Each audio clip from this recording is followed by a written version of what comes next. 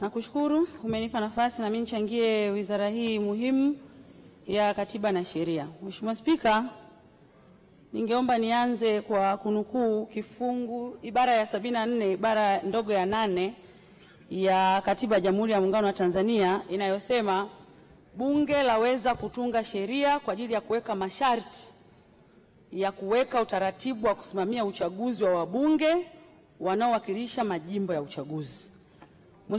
Mheshimiwa Naibu Spika, nimeanza na quotation hiyo kwa sababu uongo ukisemwa sana na usipotolewa ufafanuzi unageuka kuwa kweli.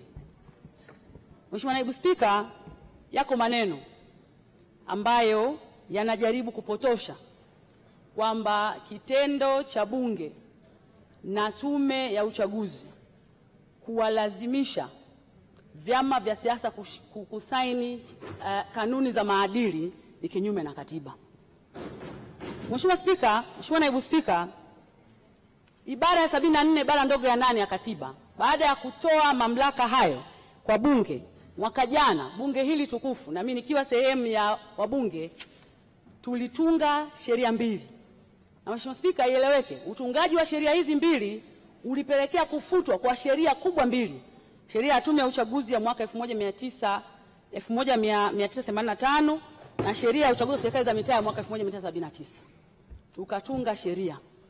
Na kupitia sheria hiyo tukasema Tume ya Uchaguzi kwa kushauriana na serikali na vyama vya siasa watatengeneza kanuni za namna bora ya uendeshaji wa uchaguzi wa serikali za mitaa, rais, wabunge na madiwani.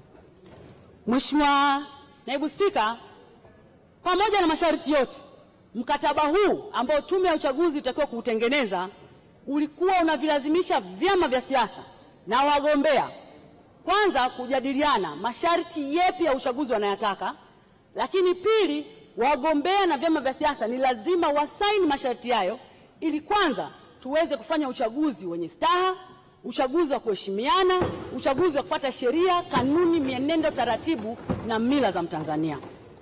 Mheshimiwa Spika, wako ndugu zangu wa Chadema wenyewe wanasema hawako tayari kusaini kanuni za maadili za uchaguzi. Mheshimiwa Spika, kanuni hizi zimetoa adhabu kwa chama ambacho kitakataa kusaini masharti ya uchaguzi, na imewekwa clear kwamba watu hao hawatoshiriki uchaguzi, na sio uchaguzi mkuu wa mwaka 2025 tu, na chaguzi zote ndogo zitakazofuata mpaka pale watakapotunga masharti mapya 2030. Mheshimiwa Spika, chama changu cha Chadema kinacho room ya kutoa sababu ya kwa nini walishindwa kushiriki kusaini kanuni, na wanaweza kushawishi tume na msajili wa vyama vya siasa ili waweze kusaini masharti haya, kwa sababu nje ya hapo itakuwa ni uvunjifu wa sheria, ni uvunjifu wa kanuni na uvunjifu wa katiba yenyewe. Mheshimiwa Spika, yapo maneno ya wasomi wanasema hakuna kanuni itakayokwenda kinyume na katiba. It is not true. Mheshimiwa Spika, Naibu Spika, kila haki na wajibu. Huwezi kuomba haki wakati hutaki kutekeleza wajibu.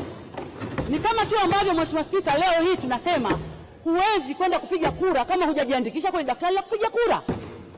Huo ni wajibu wako. Kama hujajiandikisha kwenye daftari, huwezi kupiga kura. Huwezi kulipwa mshahara, Mheshimiwa Naibu Spika, kama hujafanya kazi. Ili ulipwe mshahara miaka yako ya msingi, ni lazima ufanye kazi. Na huwezi kushiriki uchaguzi kama hujakubaliana na wenzio kwamba yako masharti ya kutunza staha za watu, yako masharti ya kutunza heshima za watu, yako masharti ya kuheshimu sheria za nchi ambayo tunakubaliana sisi serikali, Tume ya Uchaguzi na vyama vya siasa kwamba tutayafuata kwenye chaguzi zote kuanzia 25 mpaka 30. Mheshimiwa Spika, mimi na washauri Chadema, hakuna namna ya kusema kwamba watashiriki uchaguzi kama hawatakubaliana na kanuni za uchaguzi. Mheshimiwa Naibu Spika, naomba nifafanue kidogo kuhusiana na hoja yao ya no reform no election. Mheshimiwa Naibu Spika, mwaka jana bunge hili tukufu kwa weledi lilipitia sheria namba 1 na sheria namba 2 ya Tume ya Uchaguzi, Tume Huru ya Uchaguzi, na likapitia sheria ya uchaguzi wa rais, wa bunge na madiwani. Na Mheshimiwa Spika, taratibu za utunzi wa sheria zinataka huko wale wanaoleta yale mapendekezo wakusanye maoni ya wadau. Lakini ili kuondoa mashaka katika utungaji wa sheria hizi mbili sensitive, bunge liliita wadau hapa bungeni kwa ajili ya kutoa maoni. Na Mheshimiwa Spika, chama cha Chadema kiliwakilishwa na katibu mkuu wa chama, wakaleta maoni hapa bungeni, John Mnyika. Haikutosha, wakaja baraza la vijana wakaleta maoni. Haikutosha, likaja baraza la wanawake wakaleta maoni.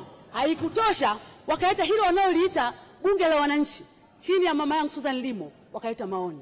Na Mheshimiwa Spika, kwa taarifa tu kwenye bunge hili tukufu, asilimia zaidi ya 95 ya maoni yaliyotolewa yalichukuliwa yakaingizwa na tukatunga sheria hizi mbili za uchaguzi.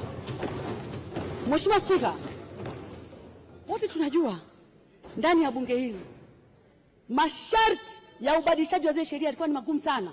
Joto lilikuwa kubwa sana pale Msekwa.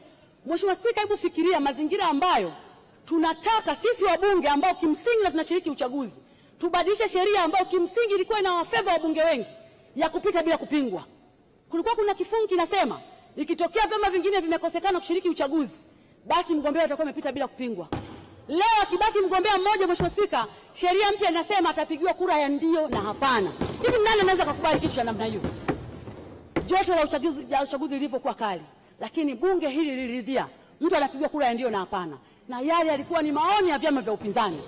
Mheshimiwa Spika, katika mazingira ya kawaida wakurugenzi wa uchaguzi tulizoea wana machinery zote za kusimamia uchaguzi, lakini maoni ya serikali yalikuwa ni lazima wasisimamie uchaguzi, na kesi zilipelekwa mpaka mahakamani. Mheshimiwa Spika, sisi bunge tukaridhia na Mheshimiwa Rais akasaini kwamba sasa wakurugenzi watakaa pembeni, atasimamia mtumishi wa serikali mwandamizi na atasaidiwa na raia wa kawaida ambao watafanya maombi na watafanyiwa usaili, na watakapofanikiwa wale waliochaguliwa kusimamia uchaguzi kama wasimamizi wasaidizi watabandikwa kwenye gazeti ya serikali, kila mtu ataona kwa uwazi ili tuweze kuwajibisha serikali. Ni nani anaweza kukubaliana na kifungu cha namna hiyo? Lakini serikali hii chini ya Mheshimiwa Rais ilikubali ili kuhakikisha uchaguzi unakuwa huru na haki. Mheshimiwa Spika, wote tunafahamu hapa kwenye sheria ya tume ya uchaguzi lengo la kila chama cha siasa ni kushika dola, na ili ushike dola unajua kuna mambo ambayo ni privilege utayapata. Mheshimiwa Rais alikuwa na privilege, alikuwa na upendeleo wa kipekee wa kuchagua mwenyekiti na makamu mwenyekiti wa tume ya uchaguzi, lakini leo ameamua kujivua madaraka yale. Amekabidhi kamati maalum, ameweka majaji, akaweka element ya muungano, secretariat ya haki za binadamu na mjumbe mmoja, na kusema wale ndio watampelekea majina matatu ambayo yataqualify kuweza kupata mwenyekiti na makamu mwenyekiti wa tume ya uchaguzi. Wanataka tufanye nini ili waweze kuelewa? Mheshimiwa Mwenyekiti, Mheshimiwa Naibu Spika, tunapokea ushauri, lakini lazima tukubaliane hapa, tusipotoshe umma kutaka kutekeleza jambo ambalo tunajua hata wale wanaolipendekeza hawajatekeleza wajibu wao. Wote tunajua hapa wanasema no reform no election. Well and good. Utaratibu wa utunzi wa sheria unasema mtu binafsi, mbunge au wizara yenye dhamana wanaweza kupeleka mapendekezo ya mabadiliko ya sheria au utunzi wa sheria kwenye serikalini, na ukipeleka serikalini mapendekezo yale yatapelekwa kwenye baraza la mawaziri kwa maana ya katibu mkuu na baraza la mawaziri kwa ajili ya kuchakatwa.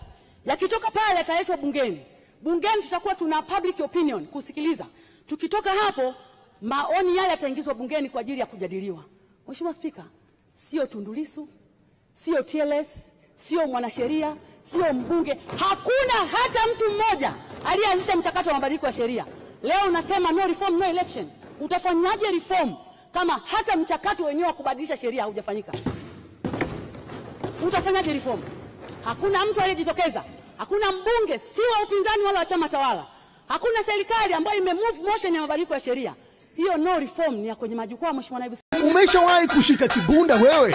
Mchezo Super tumeamua kugawa super kibunda cha maana kweli kweli kwenda kwa washindi kibao. Lengo letu kila mtu apate udambwi kutoka mchezo Super mwaka huu. Ili kukamilisha hili, tumejipanga kutoa shilingi milioni 20 ifikapo tarehe 31 mwisho wa mwezi wa 5. Shilingi milioni 10 itaenda kwa mtu mmoja na shilingi milioni 10 nyingine watagawana watu 10 watakaocheza mchezo Super kuanzia sasa.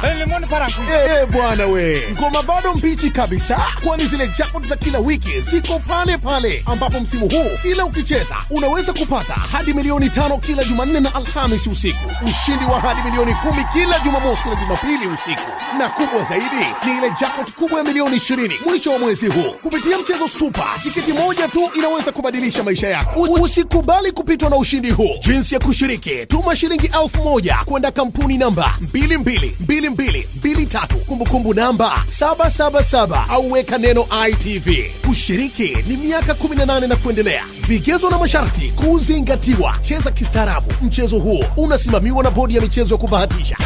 Mchezo Super, kila mtu apate.